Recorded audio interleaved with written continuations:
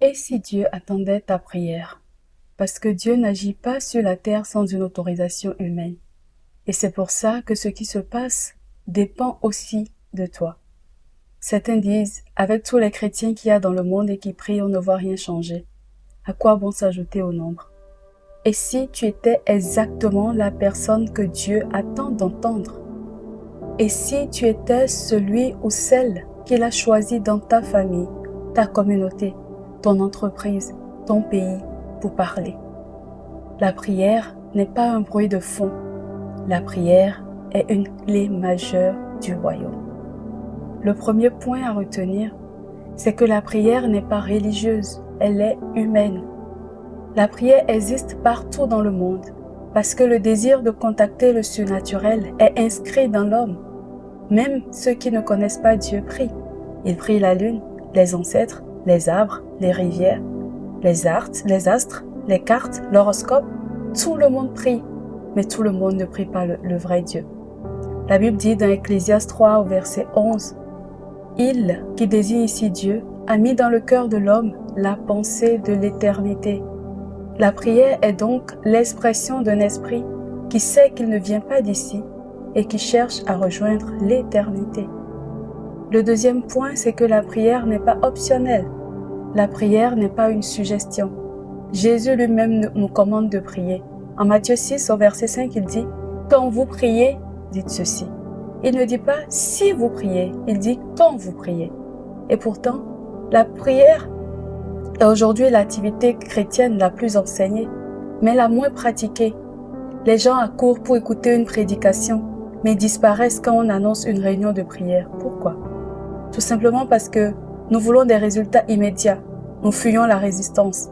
Nous voulons la réponse dans la forme que nous avons décidée. Nous traitons Dieu comme s'il était un distributeur automatique. Et quand la réponse ne sort pas comme prévu, on donne un coup de pied dans la machine. Mais Dieu n'est pas un prestataire. Il est le Seigneur. Le troisième point est une vérité qui dérange. C'est l'interdépendance entre l'homme et Dieu. Sans Dieu, l'homme ne peut rien faire. Mais sans l'homme, Dieu a choisi de ne rien faire sur la terre. Pourquoi? Parce que Dieu a donné à l'homme la domination sur la terre. En Genèse chapitre 1, verset 28, il dit « Dieu les bénit et leur dit « Dominez ». Dieu est souverain, oui, mais il agit selon des principes et des lois qu'il a lui-même établis et qu'il respecte. L'un de ces principes est qu'il n'intervient pas sur la terre sans coopération humaine.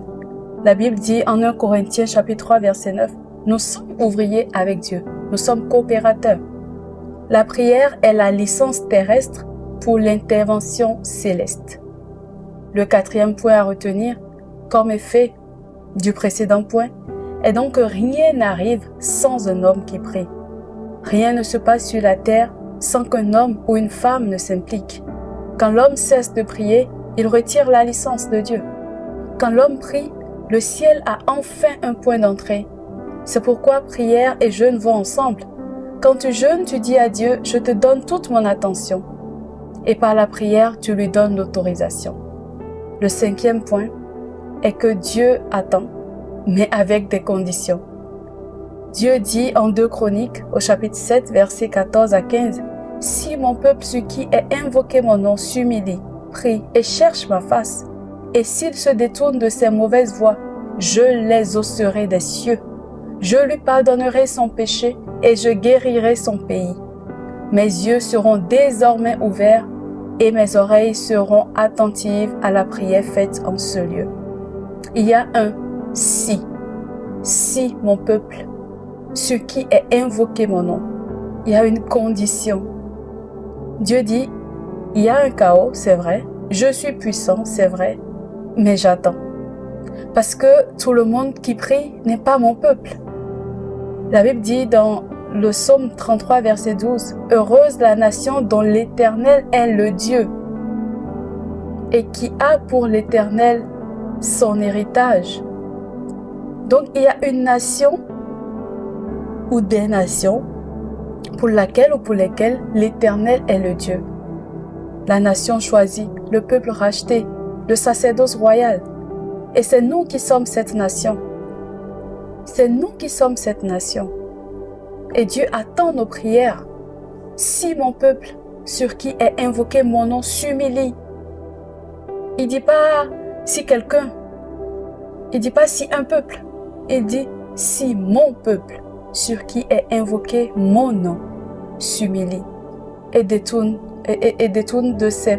détourne de ses mauvaises voies. Je les exaucerai. Et d'où? Des cieux. Des cieux. Dieu écoute un peuple qui porte son nom, qui s'humilie et partage son fardeau. Le 6e point, c'est l'humilité. L'humilité est la clé oubliée de la prière. Beaucoup disent « Je n'ai pas le temps de prier, je suis trop occupé ». C'est de l'orgueil, mon frère, ma sœur, c'est de l'orgueil. L'humilité, ce n'est pas seulement se mettre à genoux. C'est aussi ressentir ce que Dieu ressent pour ta ville, ton pays, ton entourage. La Bible appelle méchant celui qui enterre ses talents, dans Matthieu 25. Ou encore celui qui s'assoit au conseil des moqueurs, dans le psaume 1. Ou celui qui conditionne son obéissance à une bénédiction. Nous pensons que les méchants, ce sont seulement les personnes qui font intentionnellement du mal et tout ça. Mais la Bible dit, méchant est celui qui enterre ses talents. Méchant est celui qui s'assoit dans une compagnie ou dans une association avec des personnes pour des railleries, pour gossip, pour parler de l'habit de X ou de Y, de comment telle personne est courte, de comment ses habits ne sont pas propres, de comment de ceci, au lieu de chercher la face du Seigneur et de chercher son fardeau. Et c'est ça le véritable problème.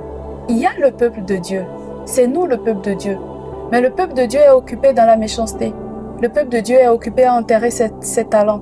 Le peuple de Dieu est occupé à s'asseoir dans le conseil des moqueurs. Le peuple de Dieu est occupé à conditionner son obéissance à une bénédiction. Certains disent, si tu me bénis Seigneur, je te servirai, je prierai, tu vas voir, ma vie va changer. Dieu dit non, je ne cherche pas des marchandeurs, je cherche des vaisseaux. Tu n'es pas le client, tu es le produit. Il est le potier. En Romains 9, verset 20, la Bible dit, « Le vase dira-t-il au potier, pourquoi m'as-tu fait ainsi ?» Dieu dit, « Je t'attends maintenant, pas après la réussite, pas après ton miracle. Le ciel dépend de ta réponse. » La prière, c'est urgent. Nous sommes dans des temps urgents. Dieu cherche encore des hommes, des femmes, des vaisseaux. La prière, encore une fois, ce n'est pas une option, c'est une urgence. Le ciel est prêt, la terre attend ton oui. Le diras-tu aujourd'hui?